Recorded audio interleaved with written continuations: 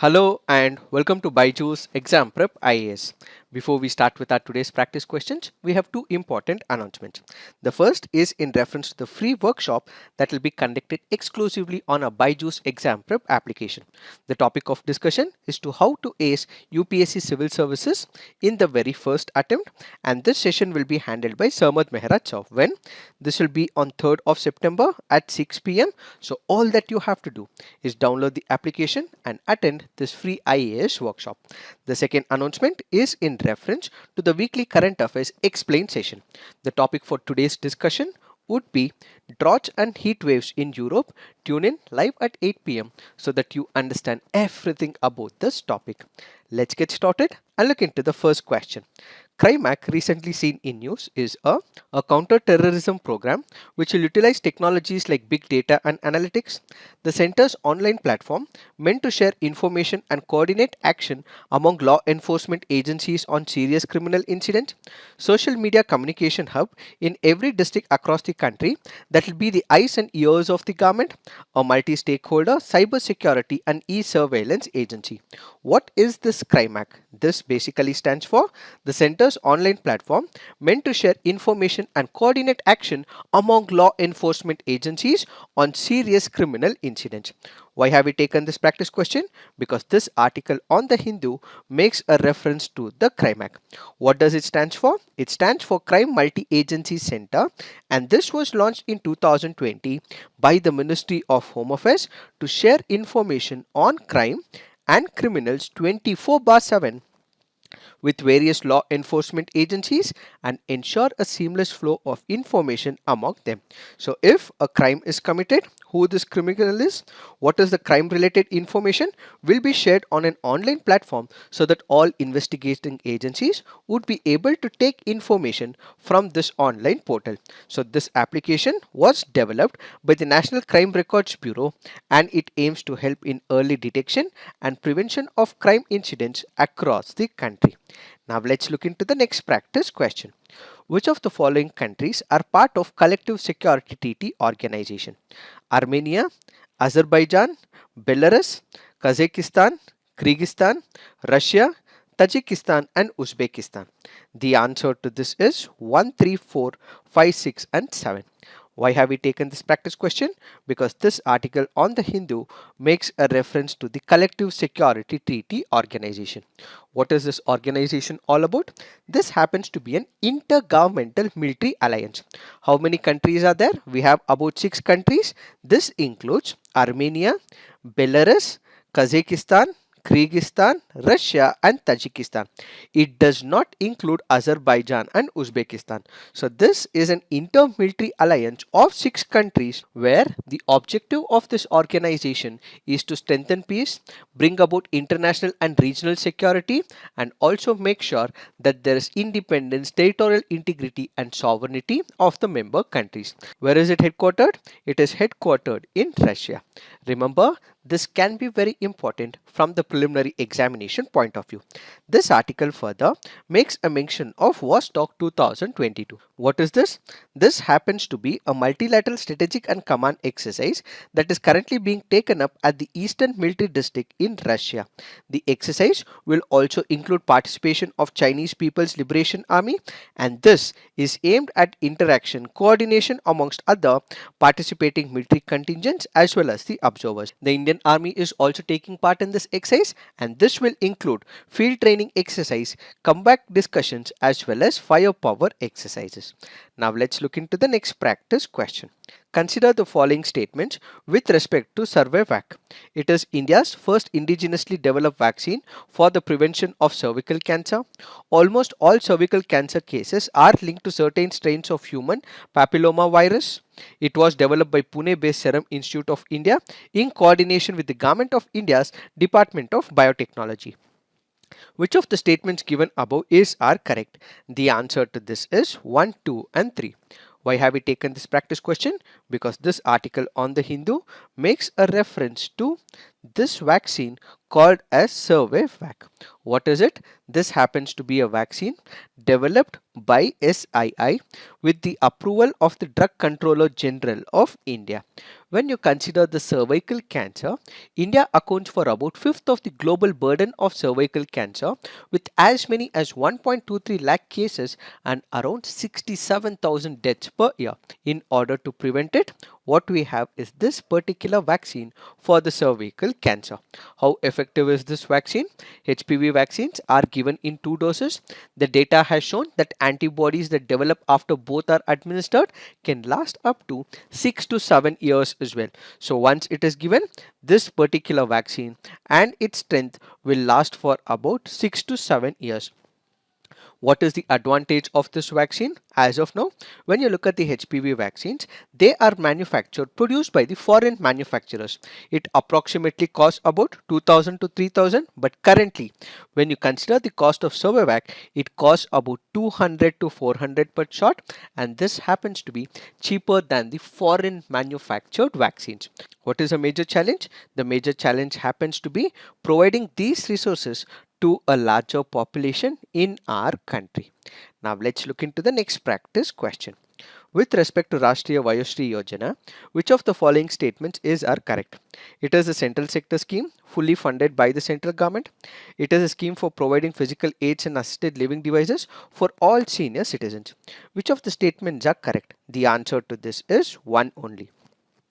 Why have we taken this practice question? This article on the PIB makes a reference to the National Vayoshri scheme. Let us try and understand what are these options. When we look into the first option, it is a central sector scheme fully funded by the central government. This happens to be the right statement. What is a central sector scheme? A central sector scheme where all the responsibility of funding and finances will be undertaken by the central government. Then we have centrally sponsored scheme where a certain percentage is also given by the state government, where the central government may give about 60%, state governments may give about 40%, central government may give about 90%, state governments may contribute about 10%. So in centrally sponsored scheme, you have the central government and the state government which will be making the contributions. But when it comes to the centrally sector scheme, entire onus is on the central government. So the first statement is right. When you look into the second statement is wrong. That is because it is not provided to all senior citizens. Yes, it is provided to senior citizens, but it is provided to those who hold the BPL card. It is not provided to all senior citizens who are above 60 years of age, but it is provided to those who currently hold BPL card. When we speak about what would be provided as part of this particular scheme, there will be walking sticks, elbow crutches, walkers crutches, tripods and quadpods, hearing aids, wheelchair, artificial dentures, as well as the spectacles. Why is this being provided? As per the census figure of 2011, the population of senior citizens in India is about 10.38 crore. More than 70% of the population of senior citizens live in rural areas of the country. A sizable percentage of the senior citizens suffer from some sort of disabilities related to old age.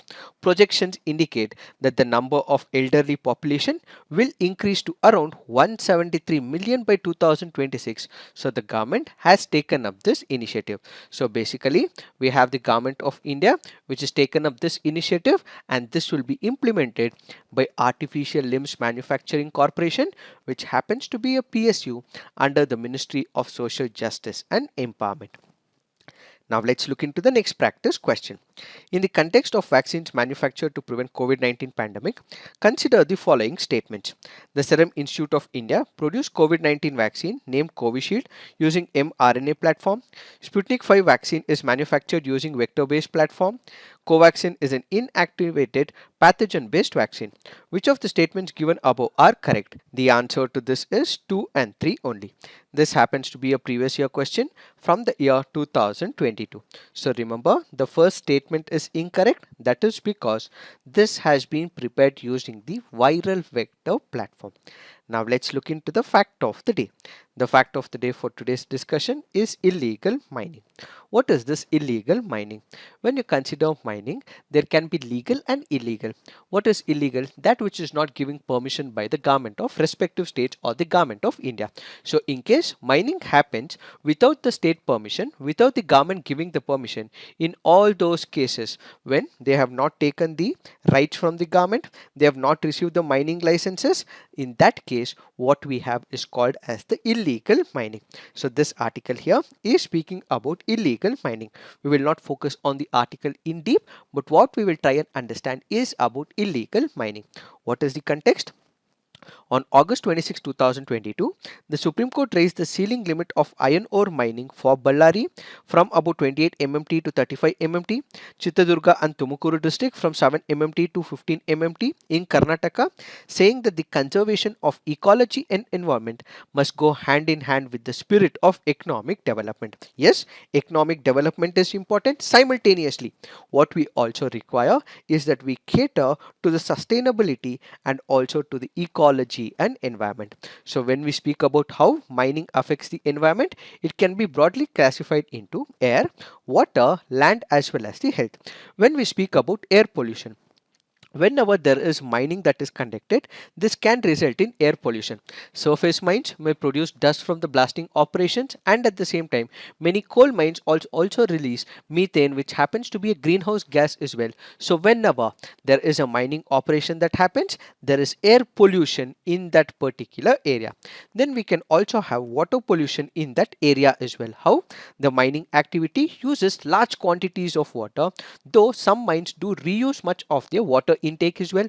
Mining throws sulfide containing minerals into the air, where they oxidize, react with the water to form what is called as the sulfuric acid. This, together with various other trace elements, impacts the groundwater both from the surface as well as the ground mines. So the second major environmental problem is the water pollution. The third is in reference to the land issues. The movement of rocks due to the mining activities in case of surface mine impacts the land severely as well. So land is also impacted, and whenever there is mining operations, it can also have health related impact as well. It can result in lung infections as well. This can also result in respiratory problems as well, and also radiational problems. So health is also impacted when it comes to illegal mining.